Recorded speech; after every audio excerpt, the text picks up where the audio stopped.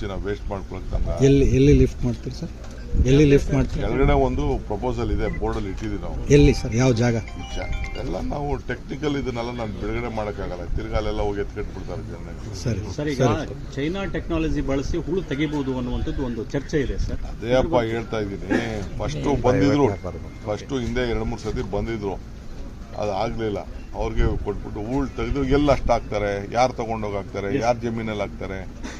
ಅವ್ರು ಉಪಯೋಗಿಸ್ಕೋಬೇಕಲ್ಲ ಜಮೀನವರು. ಆಮೇಲೆ ತೆಗಿಯೋನಿಗೂ ಬಂಡವಾಳ ವಾಪಸ್ ಬರಬೇಕಲ್ಲ. ಸರ್ಕಾರಕ್ಕೆ ಹಣ ಕಡಿಮೆ ಆಗಬೇಕು, ಅವನಿಗೂ ತೆಗಿಯೋನಿಗೂ ಮಾಡಬೇಕಲ್ಲ. ಇದು ಸರ್ಕಾರ ಮಾಡೋಕ್ಕೆ ಅದೊಂದು ದೊಡ್ಡ ಇಶ್ಯೂ ಆಗಿದೆ. ಸೊ ಯಾರು ಖಾಸಗಿಯವ್ರಿಗೆ ಕೊಟ್ಬಿಟ್ಟು ನೀವು ಮಾಡಿಕೊಟ್ರಪ್ಪ ಅಂತ ಹೇಳಬೇಕು. ಸೊ ಅವನ್ನೆಲ್ಲ ರೈತರುಗಳ ಹತ್ರ ಮಾತಾಡ್ಕೋಬೇಕು. ಅದೆಲ್ಲ ನಾವು ಆಲೋಚನೆ ಮಾಡಿದ್ದೀವಿ, ಅದೆಲ್ಲ ಚರ್ಚೆ ಮಾಡಿದ್ದೀವಿ. ಸೊ ನೋಡೋಣ, ಒಂದು ಗ್ಲೋಬಲ್ ಟೆಂಡರ್ ಕರಿಬೇಕು. ಇದಕ್ಕೆ ದೊಡ್ಡ ಬಂಡವಾಳ ಹಾಕುವಂಥವ್ರು. ಅಣೆಕಟ್ಟಿನ ಎತ್ತರ ಮಾಡಬೇಕು ಅನ್ನೋದು ಅವೆಲ್ಲ ಸುದ್ದಿ ಇಲ್ಲ. ಅಣೆಕಟ್ಟು ಸುದ್ದಿಗೆಲ್ಲ ಈಗ ಸದ್ಯಕ್ಕೆ ಹೋಗುದಿಲ್ಲ. ಇರೋ ಅಣೆಕಟ್ಟಲ್ಲೇ ಯಾವ ರೀತಿ 33 TMC ಸಮರ್ಪಕವಾಗಿ ವೇಸ್ಟ್ ಆಗ್ತಾ ಇರೋದನ್ನ ಉಪಯೋಗಿಸ್ಕೊಂಡು ನಮ್ಮ ರೈತರಿಗೆ ಸಹಾಯ ಮಾಡಬೇಕು ಅಂತ. ಸದ್ಯ ರೈತರೆಲ್ಲ ಪಾಪ ಸಮಾಧಾನದಿಂದ ನಮ್ಮ ಕೆಲಸನ ಅರ್ಥ ಮಾಡಿಕೊಂಡು ಒಂದು ಬೆಳೆನ ತ್ಯಾಗ ಮಾಡಿ ನಮಗೆ ಸಹಕಾರ ಕೊಟ್ಟಿದ್ದಾರೆ. ಅವ್ರಿಗೊಂದು ಕೋಟಿ ನಮಸ್ಕಾರಗಳು ಹೇಳ್ತೀನಿ. ಈ ರಾಜಕೀಯದವ್ರನ್ನೆಲ್ಲ, ಇವ್ರು ರಾಜಕೀಯದವರು ಬರೀ ಸುಮ್ಮನೆ ನಿಮಗೆ ಚಟಕ್ಕೆ, ಭಾಷಣಕ್ಕೆ ಇಲ್ಲಿ ಸ್ಟೇಟ್ಮೆಂಟ್ ಕೊಡೋಕೆ ಆಯ್ತಾರೆ. ಇಂಥ ಕೆಲಸ ಯಾರು ಮಾಡಿದ್ರಾ? ಏನೇನೋ ಮಾತಾಡ್ತಿದ್ರು. ಅವ್ರ ಹೆಸರುಗಳೆಲ್ಲ ಹೇಳೋದು ಬೇಡ. ಸರ್, ಇರೋ ಗೇಟ್ಗಿಂತ ಹಳೆ ಗೇಟ್ಗಿಂತ 2 ಅಡಿ ಎತ್ತರ ಮಾಡಿದ್ವಿ ಸರ್ ಗೇಟ್ಗಳನ್ನ. ಈ ನೀರಿನ ಸ್ಟೋರೇಜ್ ಪ್ರಮಾಣ 100ಕ್ಕೆ. ಈಗ ನಾನು ಅದನ್ನ ಮಾತಾಡಕ್ ಹೋಗುದಿಲ್ಲ, ಅದೆಲ್ಲ ಕಾಂಟ್ರವರ್ಸಿ ಮಾತಾಡಕ್ ಹೋಗುದಿಲ್ಲ. ನಮ್ಮ ಡ್ಯಾಮ್ಗೆ ಭದ್ರತೆಗೆ ಏನ್ ಮಾಡಬೇಕು ಮಾಡಿದ್ವಿ ಸರ್. ಅಲ್ಲ ಸರ್, ಕನ್ನಯ್ಯ ನಾಯ್ಡು ಅವರೇ ಹೇಳಿದ್ದಾರೆ 100 TMCಗೆ ಅದನ್ನ ನಿಲ್ಲಿಸ್ತೀವಿ ಹೊಸ ಗೇಟ್ ಆದ್ಮೇಲೆ ಅಂತ, ಭದ್ರತೆ ದೃಷ್ಟಿಯಿಂದ. ಅವರು ಒಂದು ಟೆಕ್ನಿಕಲ್ ರಿಪೋರ್ಟ್ ಕೊಟ್ಟಿದ್ದಾರೆ. ಇದೆಲ್ಲ ಸರ್ಕಾರದವ್ರು ತೀರ್ಮಾನ ಮಾಡಬೇಕು. ಆಂಧ್ರ ಮುಖ್ಯಮಂತ್ರಿಗಳ ಜೊತೆ ಮಾತುಕತೆ ಏನಾದ್ರು ನೀವು ಟೈಮ್ ಕೊಡ್ತಾ ಇಲ್ಲ. ನೀವೆಲ್ಲ ಪ್ರೆಷರೈಸ್ ಆಗಿ ಟೈಮ್ ಕೊಡಂಗ್ ಮಾಡ್ರಪ್ಪ. ಸರ್, ಈಗ ಪ್ರಾಜೆಕ್ಟ್ SM ಕೃಷ್ಣ ಅವರಿದ್ದಾಗ ಇನ್ನೂ 2 ಫೂಟ್ ಎತ್ತಿಸ್ಬೇಕಂತ ಸರ್. ಅದು ಇನ್ನೂ ಹಂಗೆ ನೆನಪಿದೆ. ಹೂಳುನು ತುಂಬಿದೆ. ಈಗ ಫಸ್ಟ್ ತುಂಗಭದ್ರಾ ಇರೋದು ಮಾತಾಡೋಣ. ಸರ್, ಈಗ ರಾಜ್ಯದಲ್ಲಿ 86,000 ಕಡತಗಳು ಪೆಂಡಿಂಗ್ ಇದಾವೆ ಸರ್ ನಾನಾ ಇಲಾಖೆಗಳಲ್ಲಿ. ಯಾಕೆ ಇದನ್ನ ಕಡತಗಳ ವಿಲೇವಾರಿ ಆಗ್ತಾ ಇಲ್ಲ ಅಂತಕ್ಕಂಥ ಸರ್? ನಾನಾ ಇಲಾಖೆಗಳಲ್ಲಿ 86,000ಕ್ಕೂ ಹೆಚ್ಚು ಪೆಂಡಿಂಗ್ ಇದೆ. ಹಾ ಸರ್, ನಾನು ಅದು ರಿಪೋರ್ಟ್ ತೆಗೆದುಕೊಂಡು ಈಗಾಗಲೇ CM ಎಲ್ಲ ಕ್ಯಾಬಿನೆಟ್ ಅಲ್ಲಿ ಎಲ್ಲ ಮಿನಿಸ್ಟರ್ ಎಲ್ಲ ಕ್ಯಾಬಿನೆಟ್ ಮಿನಿಸ್ಟರ್ಸ್ಗೆ ಯಾವ ನಿಮ್ಮ ಇಲಾಖೆಯಲ್ಲಿ ನಾವು ಏನೇನು ಡಿಸಿಷನ್ಸ್ ತೊಗೊಂಡಿದ್ದೀವಿ ಅವೆಲ್ಲ ಪೆಂಡಿಂಗ್ ಇಡಿ ಅಂತ ಹೇಳಿದ್ದಾರೆ. ಪೆಂಡಿಂಗ್ ಅಂತ ಕ್ಲಿಯರ್ ಮಾಡಬೇಕು ಅಂತ ಡೈರೆಕ್ಷನ್ಸ್ ಕೊಡಿ ಅಂತ ಹೇಳಿದ್ದಾರೆ. ಎಲ್ಲೆಲ್ಲಿದೆ ಅಂತ ಇಲಾಖೆಯಲ್ಲಿ ನಾವು ಹೇಳಿದ್ದೀವಿ. ನಿನ್ನೆ ಕೂಡ ನಮ್ಮ ಬಜೆಟಲ್ಲಿ ಏನೇನು ತೀರ್ಮಾನ ಮಾಡಿದ್ದೀವಿ ಎಲ್ಲ ಜೀವ ಮಾಡಬೇಕು ಅಂತ ಹೇಳಿದ್ದಾರೆ. ಅದು ಎಲ್ಲ ನಾವೆಲ್ಲ ಮಾಡ್ತೀವಿ. ನಾವು ಮಾಡೋ ಕೆಲಸ ಮಾಡ್ತೀವಿ.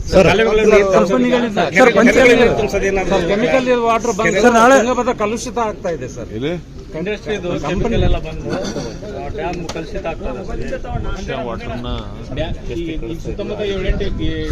ಈಗ ನಾವು ರಿಪೋರ್ಟ್ಗಳೆಲ್ಲ ಬರ್ತಾ ಇದೆ ನಮಗೆ. ಇಂಡಸ್ಟ್ರಿ ನೀರು ಬರ್ತಾ ಇದೆ. ಇಂಡಸ್ಟ್ರಿಗಳು ಇರಬೇಕಲ್ಲಪ್ಪ. ಇಂಡಸ್ಟ್ರಿ ಇದ್ದಾಗ ಉದ್ಯೋಗ ಬರ್ತದೆ, ಉದ್ಯೋಗ ಬಂದಾಗ ದುಡ್ಡು ಬರ್ತದೆ, ದುಡ್ಡು ಬಂದಾಗ ರಾಜ್ಯ ಅಭಿವೃದ್ಧಿ ಆಗ್ತದೆ.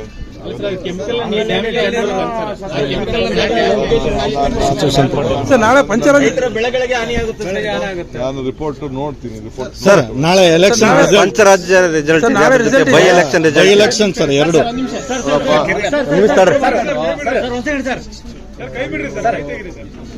ಈಗ ಚಿಕ್ಕಮಗಳೂರಿನಲ್ಲಿ ಬಹಳ ದೊಡ್ಡ ಪ್ರಮಾಣದ ಕ್ರೈಮ್ ನಡೆದಿದೆ, ಕ್ರಿಮಿನಲ್ ಆಕ್ಟಿವಿಟೀಸ್. ಬಿಜೆಪಿಯವರು, ಮಾಜಿ ಶಾಸಕರು, ಕೆಲವು ಅಧಿಕಾರಿಗಳನ್ನ ಉಪಯೋಗಿಸಿಕೊಂಡು ಶೃಂಗೇರಿ ಎಲ್ಲ ಉಪಯೋಗಿಸಿಕೊಂಡು ಅದಾದಮೇಲೆ ಟ್ಯಾಂಪರ್ ಮಾಡಿ ವೋಟೆಲ್ಲ ಕೌಂಟಿಂಗ್ ಆದಮೇಲೆ ಒಳಗಡೆ ಇಡುವಂಥ ಸಂದರ್ಭದಲ್ಲಿ ಮತ್ತು ತಿರುಗಾದ ಆದಮೇಲೆ ಬೂತ್ ಕೂಡ ಓಪನ್ ಆಗಿ ಏನು ನಮ್ಮ ಪೋಸ್ಟಲ್ ಬ್ಯಾಲೆಟ್ ಇತ್ತು, ನಮ್ಮ ಕ್ಯಾಂಡಿಡೇಟ್ಗೆ ಬಂದಂಥ ವೋಟ್ ಮೇಲೆ ತಿರ್ಗಾ ಬಂಡಲ್ ತೆಗೆದುಕೊಂಡು ಒಂದೊಂದು ಮಾರ್ಕ್ ಹಾಕಿ ಬೇರೆ ಪೆನ್ನಲ್ಲೆಲ್ಲ ಮಾರ್ಕ್ ಮಾಡಿ 200ಕ್ಕೂ ಹೆಚ್ಚು ಮತಗಳನ್ನು ಆ ರೀತಿ ಡ್ಯಾಮೇಜ್ ಮಾಡಿದ್ದು ಈಗಾಗಲೇ ವರದಿಯಾಗಿದೆ. ನಮ್ಮ ಅಧಿಕಾರಿಗಳೆಲ್ಲ ಅದನ್ನು ಗಮನಿಸಿದ್ದಾರೆ.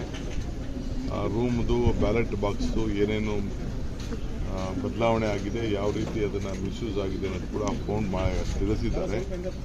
ನಮ್ಮ ಲೋಕಲ್ ಕ್ಯಾಂಡಿಡೇಟ್ ಎಲೆಕ್ಷನ್ ಏಜೆಂಟ್ ಕೂಡ ಅವರು ಕಂಪ್ಲೇಂಟ್ ಕೊಟ್ಟಿದ್ದಾರೆ. ಹಿಂದೆ ಕೌಂಟಿಂಗ್ ಆದಮೇಲೆ ಕಂಪ್ಲೀಟು ಅವ್ರ ಏಜೆಂಟ್ಗಳು, ನಮ್ಮ ಏಜೆಂಟ್ಗಳು, ಅಧಿಕಾರಿಗಳೆಲ್ಲ ಸೇರಿ ಸಿಗ್ನೇಚರ್ ಹಾಕಿದ್ದಾರೆ.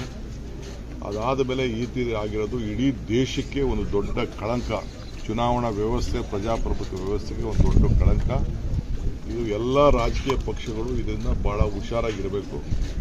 ಈ ರೀತಿ ಒಳಗಡೆ ಸಂಚು ಮಾಡಿ ಆಮೇಲೆ ಬೇಕು ಅಂತ ಬರೀ ಪೋಸ್ಟಲ್ ಬ್ಯಾಲೆಟ್ ಮಾತ್ರ ನೀವು ಕೌಂಟ್ ಮಾಡಿ, ಕೌಂಟಿಂಗ್ ಆದಮೇಲೆ ತಿರ್ಗಾ 2 ಓಟ್ ಜಾಸ್ತಿ ಬಂದಮೇಲೆ ತಿರ್ಗಾ ಆ ಬಂಡಲ್ ತೆಗೀರಿ, ತಿರ್ಗಾ ಬಿಜೆಪಿ ಕಾರ್ಯಕರ್ತರಿಗೆ ನೀವು ಈಚೆ ಬಂದ್ಬಿಡಿ, ತಿರ್ಗಾ ನೋಡಿ ನೆಕ್ಸ್ಟು ಇದು ಮಾತ್ರ ತೆಗೀರಿ ಅಂತೇಳಿ ಒಂದು ದೊಡ್ಡ ಸಂಚು ನಡೆಸಿ ಇವತ್ತು ಪೋಸ್ಟಲ್ ಬ್ಯಾಲೆಟ್ಗಳ ಮೇಲೆ ಅವ್ರಿಗೆ ನಮ್ಮ MLAಗೆ ಬಂದಂಥ ಓಟಿನ ಮೇಲೆ ಇನ್ನೊಂದೊಂದು ಓಟು ಮಾರ್ಕ್ ಹಾಕ್ಬಿಟ್ಟು ಇದನ್ನೆಲ್ಲ ಇನ್ವ್ಯಾಲಿಡ್ ಮಾಡಬೇಕು ಅಂತೇಳಿ ಒಂದು ದೊಡ್ಡ ಕುತಂತ್ರ ಮಾಡಿದ್ದಾರೆ, ಕ್ರಿಮಿನಲ್ ಆಕ್ಟಿವಿಟಿ ಮಾಡಿದ್ದಾರೆ.